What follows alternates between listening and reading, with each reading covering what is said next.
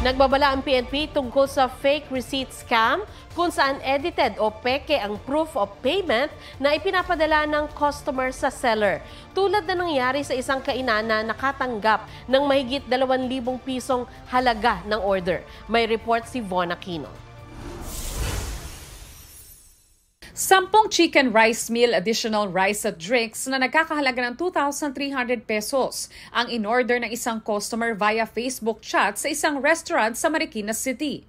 Kwento na may-ari ng kainan, nagmamadali ang customer na i-deliver na mga ito sa isang memorial chapel sa Makati City. Pagsanya ng proof of payment, wala kaming na-receive doon sa bank account namin. When we zoomed, doon namin nalaman na yung proof of payment is edited. Pero nanghingan na ng proof of payment. Sinabi nila sa customer na wala silang natanggap na bayad pero hindi na ito nag-reply. Ayon sa PNP Anti-Cybercrime Group o PNP-ACG, fake receipt scam ang tawag sa ganitong panuloko. Ang mga nasa likod ng ganitong scam, maaari raw sampahan ang kasong swindling estafa in relation to Cybercrime Prevention Act of 2012.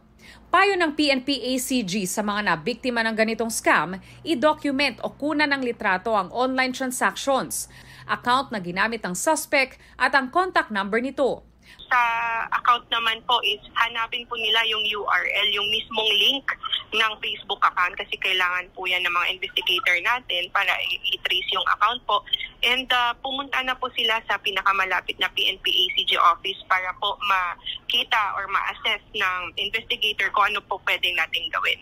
Paalala ng PNP-ACG sa mga seller, mainam na may mobile banking para makita ang real-time na pagpasok ng payment sa account bago i-deliver ang order ng customer. Ang mga pagkain na in-order ng scammer, hindi naman daw nasayang. Ipinamigay na lang nila sa kanilang staff at sa mga street dwellers. Instead na mamroblema kami dahil na-scam kami, syempre that's 2,000 pesos. Sa mo rin pupulutin yun. Shinare na lang namin yung blessings. At the same time, nakatulong pa kami. Von Aquino, nagbabalita para sa GMA Integrated News.